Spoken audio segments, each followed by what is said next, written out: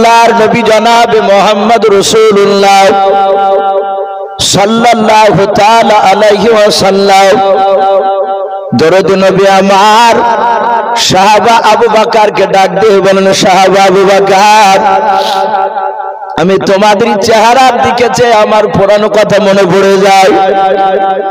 হযরত আমিরুল মুমিনিন উমর ইবনুল খাত্তাব রাদিয়াল্লাহু তাআলা আনহু বাবা আল্লাহর নবীজির বাম পাশে আপনার বসা ছিলেন। হযরত ওমর নবীজির কাছে বাপজি আপনার দাঁড়িয়ে হাত খানা ধরে কেঁদে কেঁদে বললেন, ওগো আল্লাহর নবীজি, আপনি আমাদের চেহারার দিকে চেয়ে কেন কাঁদছেন বলেন? বিশ্বনবী বলেন, সাহাবা, আমি এখানে অনেকগুলো সাহাবার দিকে চেয়ে দেখছি না বাবা, তোমরা যেদিন আমাকে চিনতে পারতা না। ওরে সাহাবা, এখানে অনেকগুলো সাহাবা দেখতে পাচ্ছি, তারা আমাকে ধরে ধরে মেরেছিল, আমি তাদের কাছে কলমার দাঁত দিতে গিয়েছিলাম। হযরত আবু বকর নাই, ওমর ফারুক রাদিয়াল্লাহু তাআলা আনহু বাবা সঙ্গে সঙ্গে আল্লাহর নবীর হাত ওখানে জড়ে ধরলেন। ওমর কেঁদে কেঁদে বলছেন, নবী বেয়াদবি হলে মাফ করবেন। ওগো আল্লাহর রাসূল, যেদিন আমি আপনাকে চিনতে পেরেছিলাম না নবী গো, সেই দিন থেকে আমি আপনাকে তার আগে বিরোধিতা করে দাও। ওগো নবীজি, জানতাম না বেঈমান আবু জেহেল আমাকে বলতো, লা তাসমাউ লিহাযাল কুরআন, খবরদার মুহাম্মদ সাল্লাল্লাহু আলাইহি ওয়াসাল্লামের কোরআনের কথা তুমি শোনো না। ওগো নবীজি, আমি আপনাকে দেখলে, সাহাবাদেরকে দেখলে এইভাবে কানে আঙুল দিয়ে ঘুরে ঘুরে হাঁটতাম, যেন আপনার কথাগুলো আমার কানে যেন না চলে আসে। ওগো আল্লাহর নবী, শুনে না, যেদিন থেকে আপনাকে চিনতে পেরেছি হুজুর, সেদিন থেকে নবী আপনার দিকে আঙুল তুলে আমি কথা বলি নাই। আর কোন মানুষকে ওমর থাকতে গেলে আপনার সামনে কেউ আঙুল তুলে কথা বলতে পারে নাই, বলুন আলহামদুলিল্লাহ। ওগো রাসূল, আপনি আর কাঁদেন না, আপনাকে এখন তো আর কেউ আপনাকে আঙুল তুলে কথা বলে না। রাসূল, আমি কি ভালোবাসি না আপনাকে? হাদিসের ভাষায় এসেছে, আল্লাহ রাসূল সাল্লাল্লাহু তাআলা আলাইহি ওয়াসাল্লামের সাহাবা উমর, নবী বলেন, ওমর এত ভালোবাসতেন ঈমান আনার পরে আমাকে। রাসূল যতক্ষণ বাপজি ওমরের সামনে কথা বলতেন, হযরত ওমর ফারুক রাদিয়াল্লাহু তাআলা আনহু এক সেকেন্ডের জন্য বাপজি এদিক ওদিক তাকাতেন না, একইভাবে রাসূলুল্লাহর চেহারার দিকে চেয়ে কথাগুলো শুনতেন। আল্লাহ রাসূল বলতেন মাঝে মাঝে, ওমর, আমি অনেক সাহাবাকে দেখতে পাই তারা এদিক ওদিক তাকায়, এই ওমর তুমি আমার দরবারে আসলে তুমি বসে গেলে আমার দিকে অমন করে তাকিয়ে থাকো, আর তোমার দুই চোখের কোণা দিয়ে পানি গড়ে গেল। হযরত ওমর বলতেন, হুজুর, এই চোখ দিয়ে আমি আপনাকে প্রথমে চিনতে পেরেছিলাম না, আপনি এত বড় দামি রাসূল। ওগো নবী, আপনাকে ঈমান আনার পরে আবার মন চাই না অন্য কাউকে দেখতে, বলুন আলহামদুলিল্লাহ। কিয়ামত পর্যন্ত আপনাকে আর আমাকে যদি আল্লাহ জীবিত রাখে, আমাকে যদি কোনো কাজ আর না করতে হতো, আমি এইভাবে 24 ঘন্টা একইভাবে রাত দিন আপনার দিকে তাকিয়ে থাকতাম। আল্লাহ রাসূল বলতেন, ওমর এত ভালোবাসো? বলে, হুজুর হ্যাঁ। আমার সেই ওমর রাসূলকে বলছেন, হুজুর আমি ঈমান আনার পর আপনাকে কেউ মারেনি। আল্লাহ রাসূল বললেন, ওমর তুমি কি ভুলে গিয়েছো, তুমি ঈমান আনার পরে আমাকে এক ইহুদি অন্যায় করে কথা বলেছিল। সিরাতে হালবিয়া বলে একটি উর্দু কিতাব, রাসূলুল্লাহর বাপজি তাতে চরিত্র কথা জীবনী তাতে দেওয়া আছে। আল্লাহ রাসূল বলেন, ওমর তুমি শুনবা? বলো, হুজুর একটু বলো, কবে আপনাকে ইহুদি আমার সামনে গালি দিয়েছিল আমি ঈমান আনার পরে? কিতাবে এসেছে বাপজি সবচেয়ে সেই জামানায় মদিনার সবচেয়ে বড় ইহুদের আলেম, তার নাম ছিল বাপজি রাহাব বলে নাম। তাওরাত জাবুর কিতাবের বাপজি সে বিখ্যাত হাফেজ ছিল। এখনো বর্তমান খ্রিস্টান গির্জায় যারা ইমামতি করে তাদেরকে পাদ্রী বলা হয়।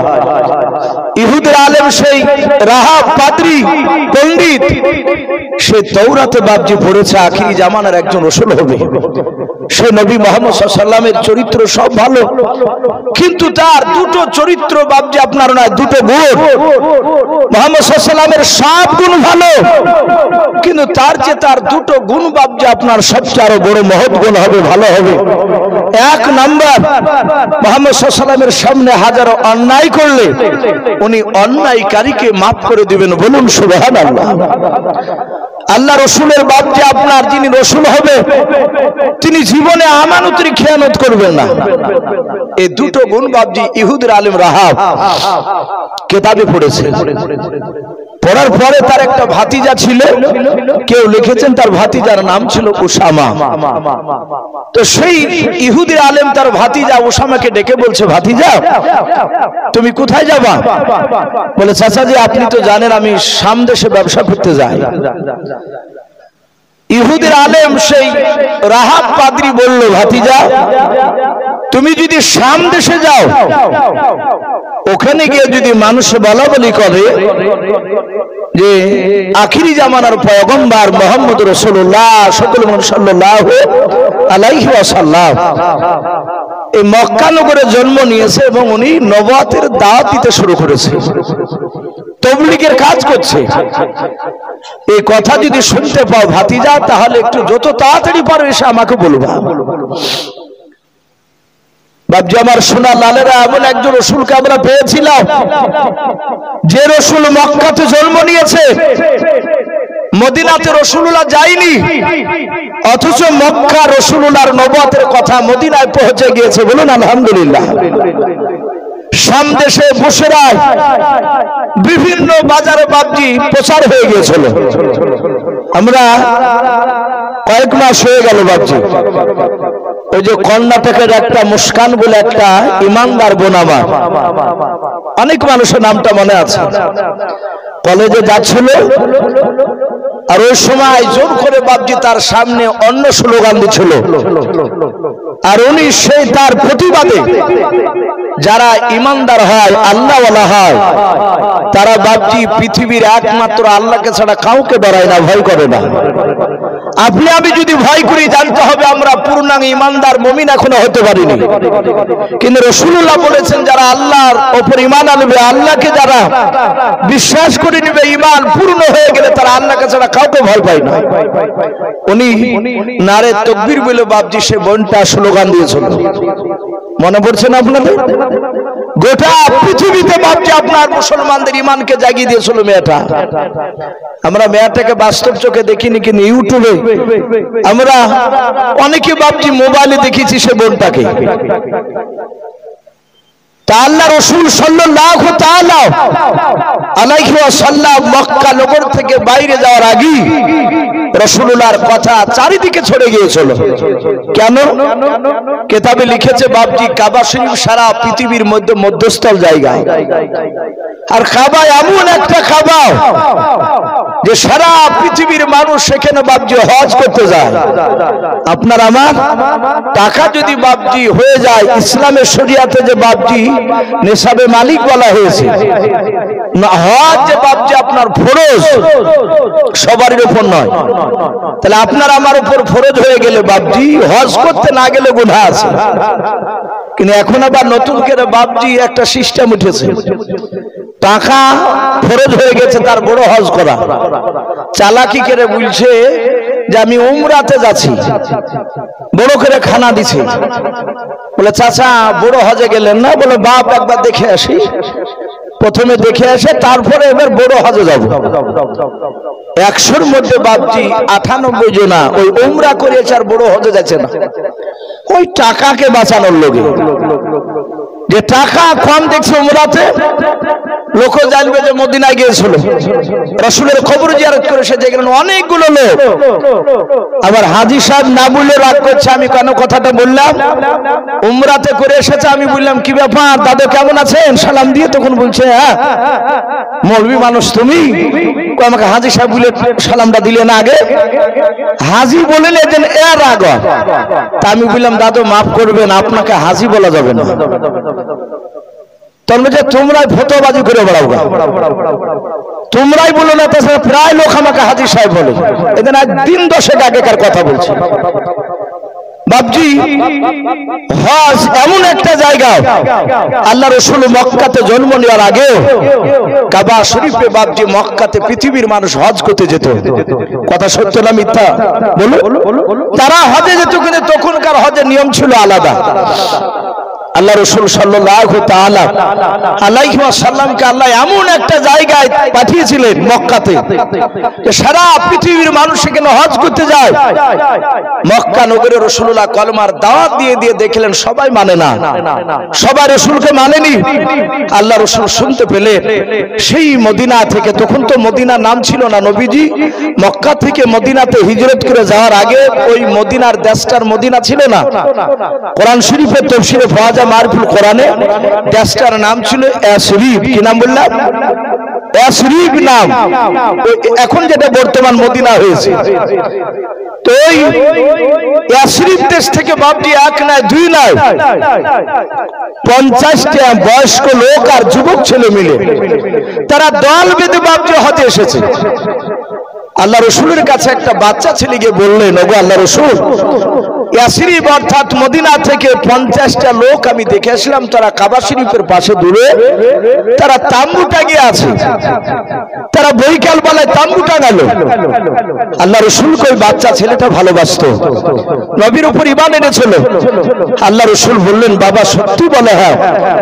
নবীজি বুক ভরা আশা নিয়ে চিন্তা করলেন, আমি আজই রাত্রি বেলায় যাব।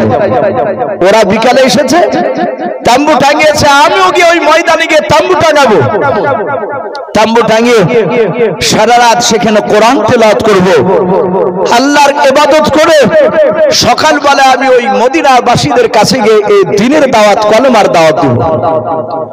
সম্মানিত ভাইরা আমার, বাবা জীবনেরা, আল্লাহ রাসূল সাল্লাল্লাহু তাআলা আলাইহি ওয়াসাল্লাম তিনি গিয়েছে, আর বেঈমান আবু জেহেল বাপজি লক্ষ্য করত যে মুহাম্মদ সাল্লাল্লাহু আলাইহি ওয়াসাল্লাম কোথায় কোথায় যায়, ও নবীর বিরোধিতা করত। আবু জেহেল দেখলো যে বেটা চলে গেল ওই মক্কা নগরের কাবা শরীফের ওই ময়দানে। তখন তো বাপজি এত ঘর ছিল না, ফাঁকা মরুভূমি পড়ে।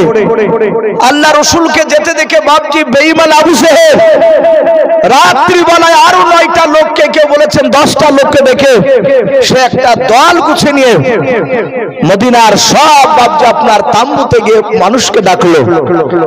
তারা 5টা তাম্বু টেঙেছিল, এক একটা তাম্বুতে 10 জন করে মানুষ, 550 সবাইকে ডাকলো। ডেকে বলছে, এই ইয়াসরিব দেশের মানুষেরা, তোমরা আমাকে চিনো, আমি কে?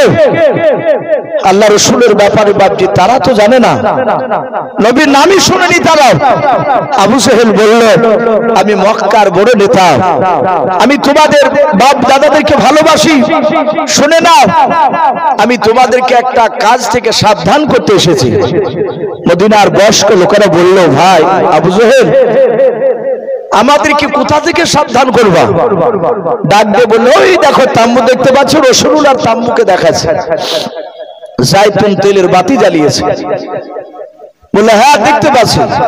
বলে, ওই তাম্বুর ভিতরে মক্কার সবচেয়ে বড় পাগল ভরা আছে, বলুন আস্তাগফিরুল্লাহ। সারা পৃথিবীর মধ্যে শ্রেষ্ঠ রাসূল, যে রাসূলের বাপজি শরীর থেকে ঘাম বেরোলে মুশকে আম্বার নাই খুশবু বের হতো, বলুন সুবহানাল্লাহ।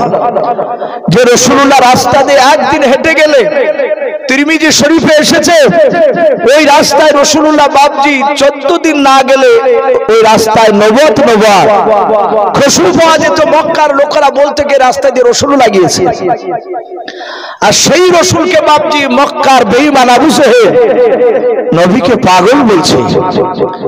এখনো বাপজি যারা দেখবেন আল্লাহর উপর ঈমান নাই, যারা টুপিওয়ালা দাড়িওয়ালাদেরকে দেখলে তারা অনেক কথা বলে ফেলে। আবু জেহেল যেমন বলতো, আবু জেহেল বলল, ওই লোকটার কাছে তোমরা রাত্রিবেলায় যাবে না। বলে, কেন? বলে, সে একটা নতুন কি কথা বলছে, কথা যদি না শোনো আমাদের বাপদাদার বিরুদ্ধে কথা বলছে, না শুনলে তার তাম্বুর ভিতরে পাথর ভরা আছে, আর সেই পাথর দিয়ে বেটা তোমাদেরকে মেরে শেষ করে দেবে। তোমরা রাতে যদি না যাও, সকালবেলায় ওই পাগলা আসবে তোমাদের তাম্বুতে। আবু জেহেল এটাও জানে যে রাসূলুল্লাহ আসবে, কৌশল করে বাপজি কথাটা বলছে। আল্লাহ রাসূল সাল্লাল্লাহু তাআলা আলাইহি ওয়াসাল্লামকে নেন না কথা বললো, পাগল বললো, নবীর কাছে পাথর ভরা আছে বললো। মদিনার তারা 50টা লোক বললো, ভাই আমরা রাত্রিবেলায় কেউ যাব না। কিন্তু বাপজি আবু জেহেল ভেবেছিল রাসূলুল্লাহর কথাকে তাড়াতাড়ি করে মিশে দেবে, কিন্তু আবু জেহেলরা যত তাড়াতাড়ি চেষ্টা করেছিল রাসূলের দিনকে বাপজি মক্কা থেকে বাইরে বেরোতে দিবে না, কিন্তু তার চেয়ে তাড়াতাড়ি রাসূলুল্লাহর ঈমান আরো বাপজি কলমার দাওয়াত চারি বিশ্বে পৌঁছে গিয়েছিল। বলুন আলহামদুলিল্লাহ। চারিদিকে তাড়াতাড়ি ছড়াইছে। আল্লাহ রাসূল সাল্লাল্লাহু তাআলা আলাইহি ওয়াসাল্লাম বিশ্ব নবী বাপজি তাম্বুর ভিতরে বসা, বুক ভরা আশা নিয়ে রাসূলুল্লাহ রাত্রিবেলায় ওখানে থাকবে, সকালবেলায় কলমার দাওয়াত দিবে। রাসূলুল্লাহ ভেবেছে একটা দুটো লোক যদি আবার কথা বলে দেয়, সবাই না মানলে একটা দুটো তো মানবে। মদিনার লোকদেরকে বারণ করলো। আবু জেহেল বাড়িতে মদের বোতল নিয়ে বাপজি মেতে উঠলো, বললো মুহাম্মদ সাল্লাল্লাহু আলাইহি ওয়াসাল্লাম যতই কোরআন তেলাওয়াত কর, তোর কাছে লোকগুলো যাবে না, তোকে যেতেও দিবে না। কিন্তু মানুষকে বাপজি যেখানে যত বারণ করা যায়, সেখানে মানুষ বাপজি বেশি যায় না কম যায়? কথা বলে বেশি যায়। এই যে জালসার মাহফিল, ওপরে সুন্দর জায়গা, নিচে সুন্দর জায়গা, মানুষ কম। কিন্তু এখানে যদি বাপজি যাত্রার মাহফিল হতো, তাহলে বাপজি গোবরের উপরাতে বসে মানুষ শুনতে জায়গা দিতে পারত না। ওখানে মানুষ বারণ করে যে যেও না, ওই জায়গা ভালো না, খারাপ, ওতে গেলে নেকি হবে না, আর এখানে নেকি হবে, কিন্তু ওই জায়গাতে মানুষ চাপ দেয় বেশি। আবু জেহেল বারণ করে গেল, আর মদিনার লোকেদের ভিতরে তোলপাড় শুরু হয়ে গেল। ওই তাম্বুর ভিতরে পাগলটা আছে ভরা, বলে গেল সে কালো না ধুলো, সে মোটা না সরু, তার পোশাকগুলো ময়লা যুক্ত না পরিষ্কার, তার চুলগুলো এলোমেলো হয়ে আছে না একটু দেখার দরকার। জোরে বলুন সুবহানাল্লাহ।